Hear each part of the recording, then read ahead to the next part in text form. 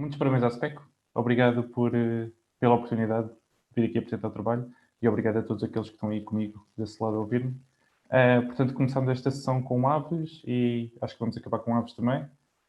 Vou-vos falar um bocadinho numas questões básicas de colonialidade e, portanto, vamos a isso. Isto tem que carregar... Aqui? Ok. Portanto, eu vou, mais uma vez, falar à volta do conceito de aves, que é aquilo que estou mais familiarizado. Mas a colonialidade em aves traduz-se ou é o ajuntamento de aves num território pequeno com o propósito da reprodução. E tem havido muitos estudos sobre as vantagens e desvantagens da colonialidade, sobre se se estas vantagens originaram ou não a evolução para a colonialidade. Independentemente disso, estas são duas vantagens e duas das desvantagens que são mais faladas. As vantagens são maior defesa ou evitamento de predadores, ou então uma melhor ou maneira mais eficiente de forageio. Como consequências temos a competição de recursos, ninhos ou comida, ou a transmissão de parasitas e doenças, que é aquilo que eu vou focar hoje. Portanto, numa colónia, com o aumento do contacto social entre indivíduos conspecíficos, estima-se que haja maior contacto, portanto, uma maior transmissão de parasitas.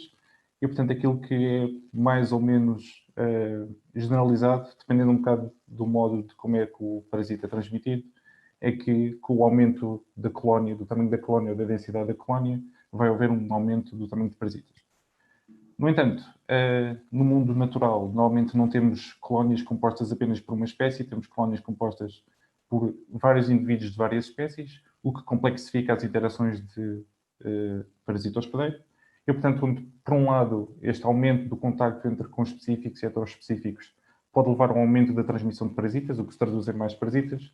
Por outro lado, uma das coisas que tem sido bastante falada agora ultimamente por causa da pandemia, de vírus e etc., é que com o aumento generalizado da biodiversidade, aumentam também respostas ou defesas imunológicas diferentes que vêm das diferentes espécies e, portanto, também se fala nesta dilution effects hipótese, esta hipótese de efeito de diluição, em que o aumento de biodiversidade diminui a transmissão de parasitas.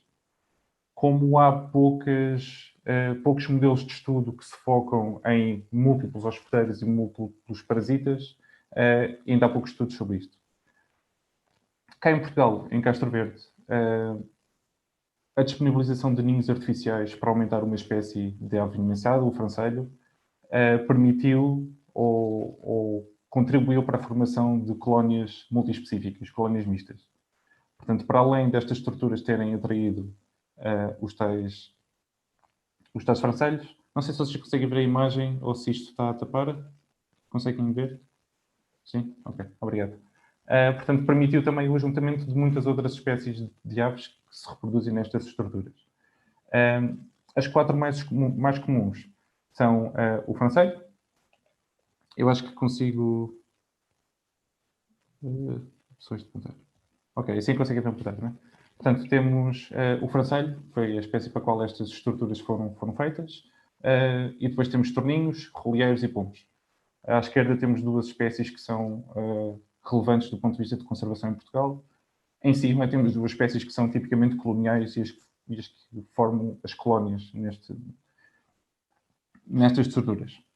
Portanto, aquilo que nós temos na nossa área de estudo são várias colónias com vários tamanhos, com várias densidades, com várias riquezas específicas.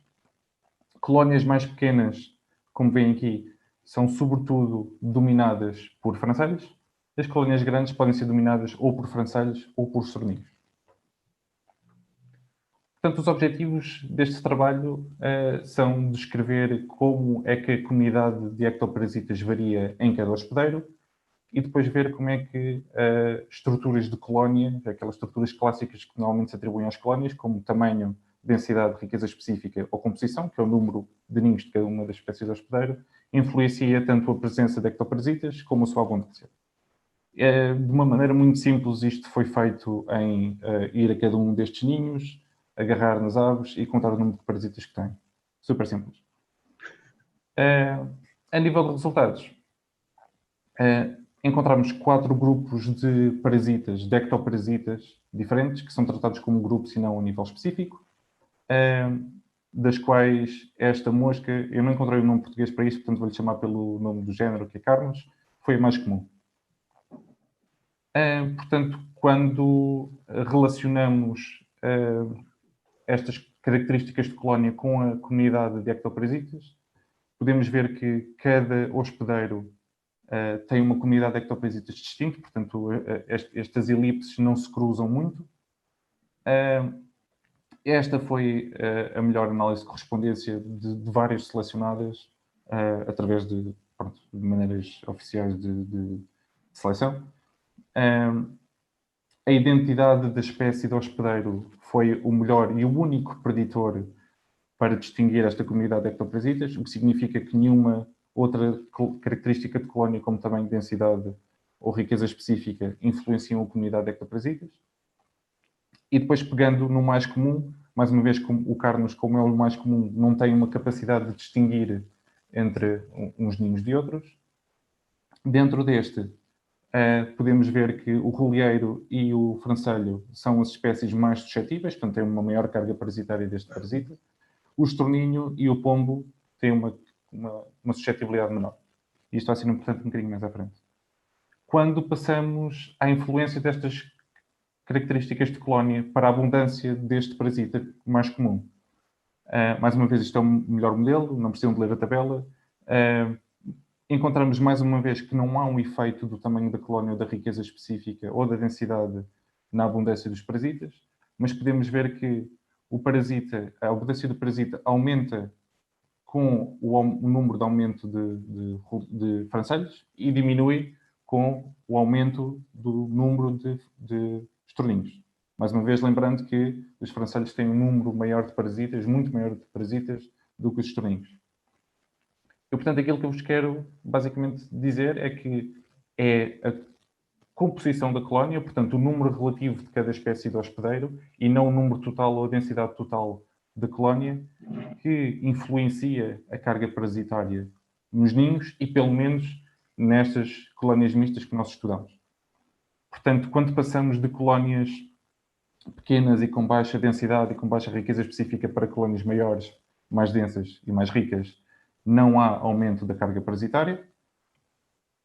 Mas, por outro lado, se nos focarmos só nestas duas grandes, temos que, ao adicionarmos estorninhos, portanto, uma colónia que é dominada por estorninhos, que são espécies menos suscetíveis, a carga parasitária da colónia vai diminuir. E, portanto, temos aquilo que vos falei há bocado de um efeito de diluição. Quando aumentamos uma espécie nova, que é menos suscetível, vai gerar-se uma carga parasitária para a colónia menor. Por outro lado, isso não é verdade quando estamos a adicionar uma espécie que é mais suscetível. Neste caso, o francelho. Portanto, quando adicionamos esta espécie, está a haver um aumento da carga parasitária da colónia toda e, portanto, não, há um efeito contrário ao efeito de diluição. Portanto, o efeito de diluição só funciona, portanto, só há diminuição da carga parasitária com o aumento de diversidade se as espécies que nós estamos a adicionar forem menos suscetíveis do que as que lá se encontram. E, muito rapidamente, é isto que tenho para vos falar. Portanto, muito obrigado, espero que tenham gostado e boa continuação no Congresso.